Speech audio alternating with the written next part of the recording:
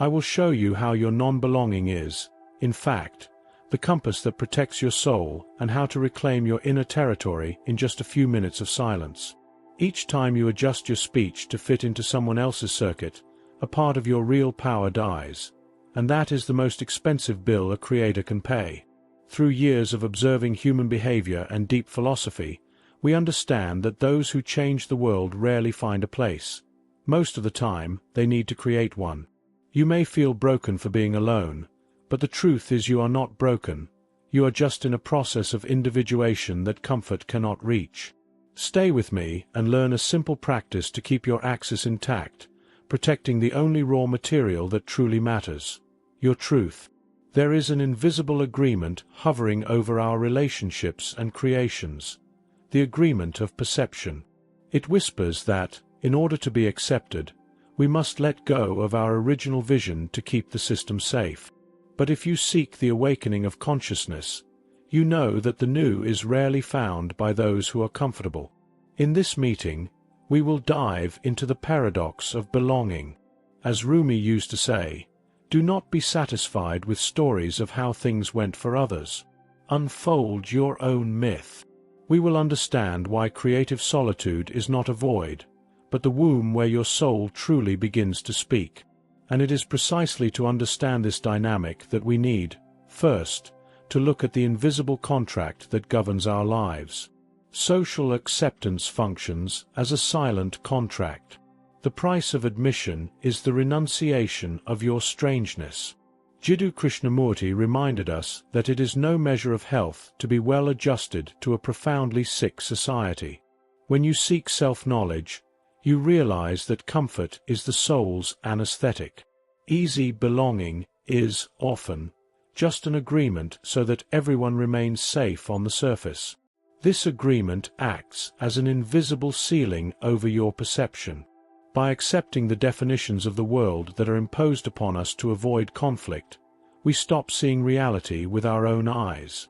The security this contract offers is, in truth, a velvet prison that prevents the soul from accessing fields of consciousness where the new and the unknown dwell.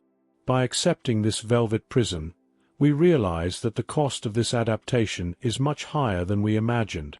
This is where we pay the most expensive price of our existence. Whenever you alter your work or your speech to fit in, you lose inner territory. That is the only real raw material for those who create and for those who seek spiritual truth. As Carl Jung taught, the journey of individuation requires that you integrate your shadow and your uniqueness, instead of sacrificing them on the altar of others' approval. Adapting is, in practice, yielding sacred ground to invaders. Paying this toll is cumulative and silent. Over time, the insistence on molding your speech to what others expect creates a distance so great from your essence that you may end up becoming a stranger to yourself.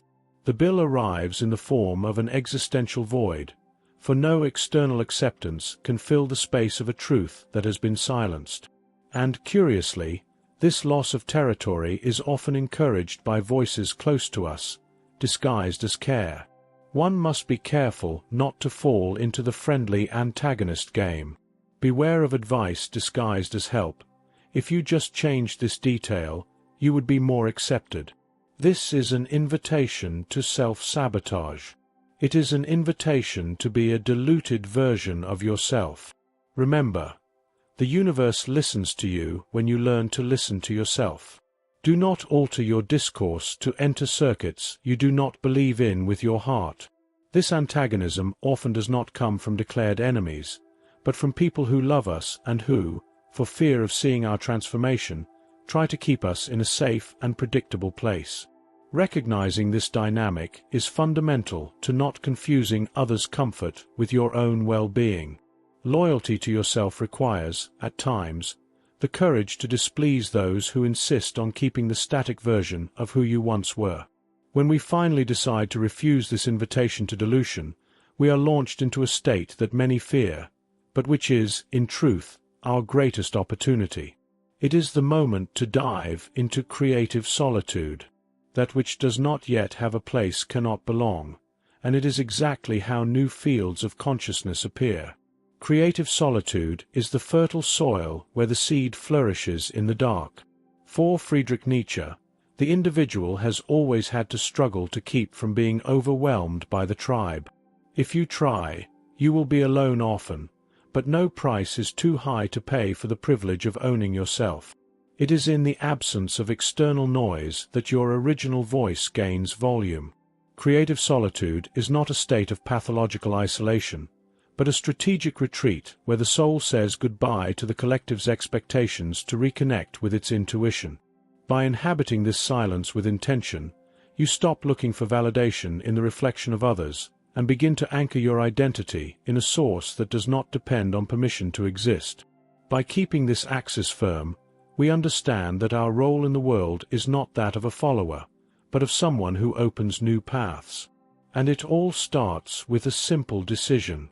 Trust what comes out of you, even if it seems unfinished, strange, or out of place. Constant practice will reveal the refinement, but the axis must remain intact. Silent wisdom does not seek applause, it seeks integrity. Change to experiment, to live, to evolve, but never change to simply belong to a system that charges the toll of your essence. The intact axis is your compass of authenticity. It is built through radical honesty with yourself in every daily choice. When your center is aligned with what you truly feel, the need for external approval dissolves, replaced by the security of one who knows they do not need a stage to validate their existence.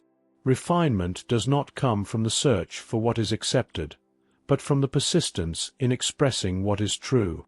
Everything we call belonging today started with someone who, one day, did not belong. True belonging is not outward, it is inward. In the coming days, whenever you feel the pressure to adjust or please, place your hand on the center of your chest. Take a deep breath and visualize a vertical line of light passing through your body, your intact axis. Say silently, "My inner territory is sacred ground. Only what is authentic is permitted to flourish here." And what if the fact that you do not fit in anywhere is proof that you were called to create a new place? If these words touched something inside you, perhaps it is time to take one more step on this path of reunion with your inner truth. Subscribe to the channel and turn on notifications to continue receiving content that nourishes the soul with presence and authenticity. Share in the comments what resonated with your heart. Your story might be the mirror someone else needed to find. If you seek a safe harbor, know that our community is the sanctuary where fertile silence is shared and deepened. Enjoy the channel's posts. And, to continue expanding this field of presence, we suggest the video that is pinned to the card. May it be a source of inspiration on your journey. Peace and light.